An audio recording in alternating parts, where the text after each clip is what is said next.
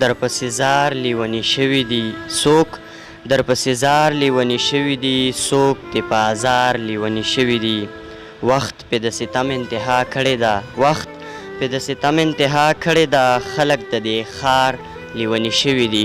بسم الله الرحمن الرحیم. مینوالو کتونکو السلام علیکم. د ادبي پیج نه ستاسو ورور ستاسو ملګری انضمام خان یو وارې بیا د یوې نوې مرکې سره راغلی و. د ملازو سیمې د پښتو ادب یو ځلنده او شاهکار شخصیت سره مونن ناستې را جوړ شوی دی څوک چې د ډیرو ادبي پروګرامونو یو فعال غړی دی او چا چې په حال کې د پی ایچ ډي ډیګري ترلاسه کا د شهاب عزیز ارمان د نوم وړاندې د الفاظو هیڅ مول نشته څنګه چې هغه یو داسې شخصیت کم چې په الفاظو کې نه متعرفي کیږي او د هغه کار او زیار خپله د هغه پیژنګلو کوي نو بالکل ډیر وخت مو نه اخلم راځئ چې شهاب عزیز ارمان صاحب ته په پروګرام کې هرکلی ووایو. شهاب عزیز ارمان صاحب پروګرام کې درته هرکلی ووایو. السلام علیکم. وعلیکم السلام. ډیره مننه ستاسو د راتګ او ګرانو کتونکو ته هم السلام علیکم زما لخوا. ډیره مننه ستاسو هم کو شهاب عزیز ارمان صاحب چې پروګرام کې را سره ناستې وکړو نو ډیره زیاته مننه هم کوو. پروګرام کې به درنه کلامونه هم اورو ادبي پوښتنې به درنه هم کوو خو ټولو نه ړومبی را سره خپل یو کلام شریک کوي نو ډیره به ښه.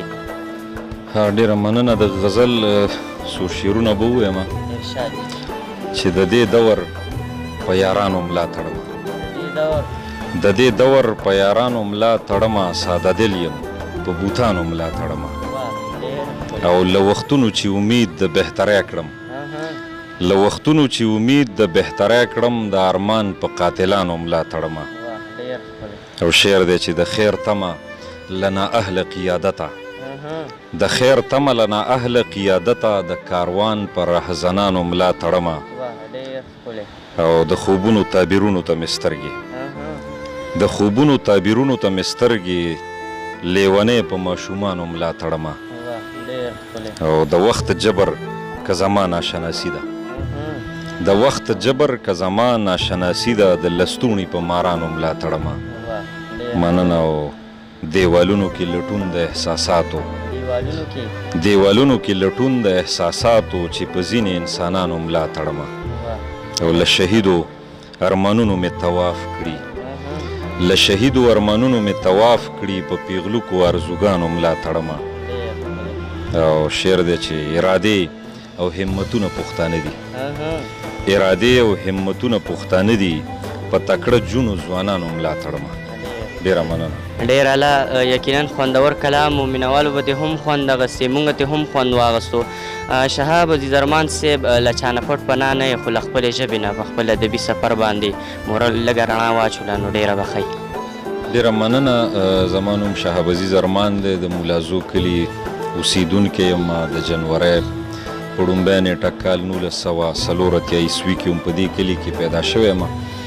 لسم مې د کړی د های سکول نه په کال 2000 کې کړی دی.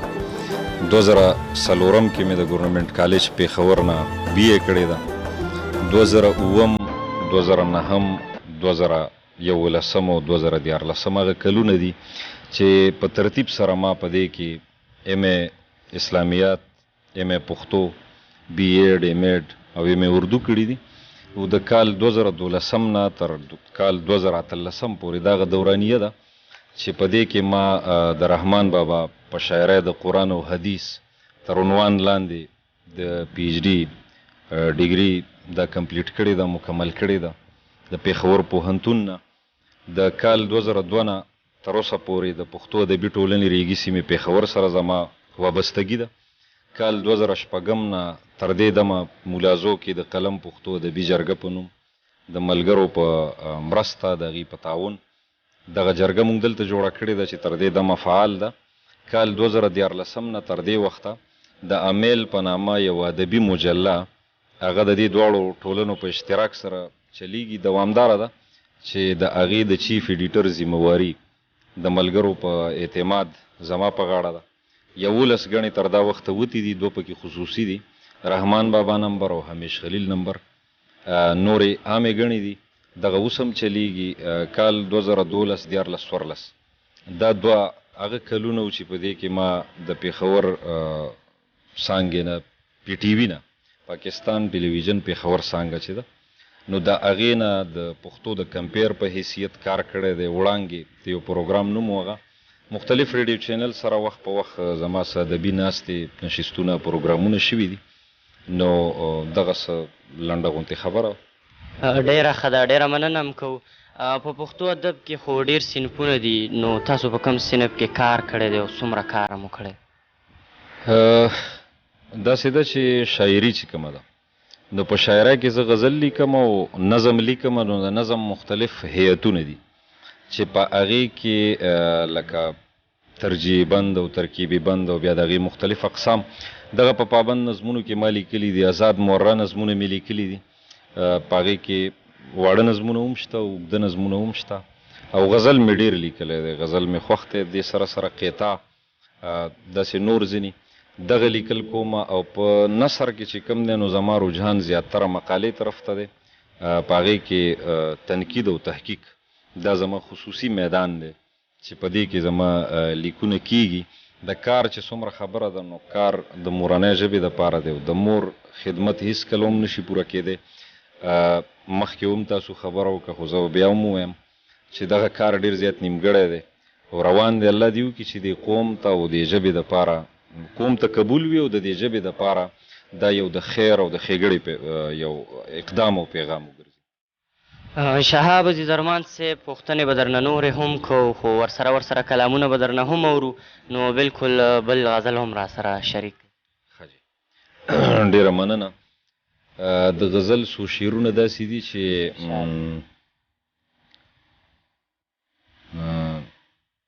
په سپین مخ دې تورې زلفې پیچ و تاب دي، په سپین مخ دې تورې زلفې پیچ و تاب دي، تمهیدونه د ژوندون د انقلاب دي او د ګویا سترګو جواب به دې څوک وکا، د ګویا سترګو جواب به دې څوک وکا، خبرلوس د زمانې چې لا جواب دي او د محبوب د هجر تاب چا څخه نشته، د محبوب د هجر تاب چا څخه نشته، د یعقوب سترګې ړندې په دغه باب دي. مننه. او شعر دی چې د فطرت د ښکلاګانو سوقات دي، د فطرت د ښکلاګانو سوقات دي، ستا د حسن مثالونه خو نایاب دي او ستا له غمه اوښکې اوښکې سیلابونه، ستا له غمه اوښکې اوښکې سیلابونه، نور غمونه مې زړګي کې زیریاب دي. او شعر پکې یو داسې هم دی چې په تصویر دی د دیدن تسلي نشي، په تصویر دی د دیدن تسلي نشي، تندې کله ماتې شوې په سراب دي. نور شعرونه رام پکې هېرېږي، بخښنه غواړم. ډېره مننه. نظمونو ذکر مو کو نو پروګرام کې به درنه یو نظم هم اورو، خو د هغې نه اول دا پوښتنه چې ستاسو په نیز ادب څه شی دی نو دا را سره لږه ظاهره. د ادب په حواله خو مختلف تعریفونه د مشرق او د مغرب چې څومره تنقیدي ادب دی، څومره تحقیقي اساسه ده، څومره زمونږ فلاسفران راغلي دي نو هغې کړي دي او دغه تعریفونه چې دي نو دا هېڅکله هم دغه نه دي، پوره نه دي. په دې کې په خپله حواله باندې نیمګړتیا شته. ځینې څیزونه په ژوند کې داسې وي چې د هغې یو سکوټ تعریف کول دا امکان نه لري. نو په دغه څیزونو کې یو ادب هم دی، خو بیا هم موږ دا ویلی شو چې ادب د ژوند تعبیر، تصویر او تنقید او آینه ده. ډېره مننه. ادبي ګلونه هم تاسو له داسې ګل راوړي چې نه پناه لري او نه خزان، ځکه چې ادب لافاني څیز دی. په دغه سلسله کې نن راغلیو د ملازو سیمې ته ډېر محترم شهاب عزیز ارمان صاحب خواله، نو د ادبي ګلونو نن میلمه را سره شهاب عزیز ارمان صاحب دی.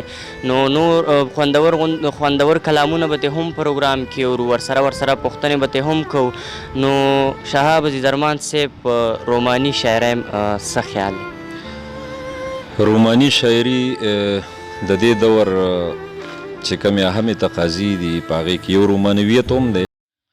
په ولس کې په دې حواله باندې لږ غوندې مختصر خبره زه کوم چې رومانیت او رومانویت په دې دواړو کې فرق دی. په یورپ کې چې کومه په 12مه صدۍ کې کوم تحریک شروع شوی و نو هغې ته رومانویت ویلی کېدو. د هغې خپلې تقاضې وي لکه د مذهب نه ازادي، د رواج سماج، د دې څیزونو نه ازادي، یا په خیال باندې د پابندۍ نشتوالی، یا د جذباتو نمایندګي یا د فطرت هغه منظرونو سره هم مینه لرل چې په هغې کې د ښکلا څه عناصر نه وي. نو دغه خو د رومانویت خپلې خبرې وي. خو رومانیت چې کوم دی نو دا مونږ په عامه اصطلاح کې هغه څیزونو ته وایو چې هغې کې د مینې محبت د وارداتو تذکرې وي. نو رومانیت بیل شی دی، رومانویت بیل شی دی. زمونږ په ادبي پانګه کې خصوصا د 20مې پېړۍ چې کوم ادب دی نو په هغې کې رومانویت هم شته، رومانیت هم شته او ترقي پسندي پکې هم ډېره ده. خو چې څنګه زمونږ د خطې حالاتو نو په هغې کې زیاتره رجحانات چې دي نو هغه د ترقي پسندو عناصرو دي، یا په دغه دور کې چې کومو اهمو تحریکونو خصوصا زمونږ خطاب هغه دغه کړې ده، متاثره کړې ده چې په هغې کې سوشلیزم یا کمیونیزم یا دغه څیزونه نو د هغې څه لږ ډېر باریک اثرات زموږ په ادب کې هم راغلي دي. ګو چې دا وخت ځینې طبقات ځینې خلک د هغې پرچار زیات کوي په محسوس یا غیر محسوس انداز.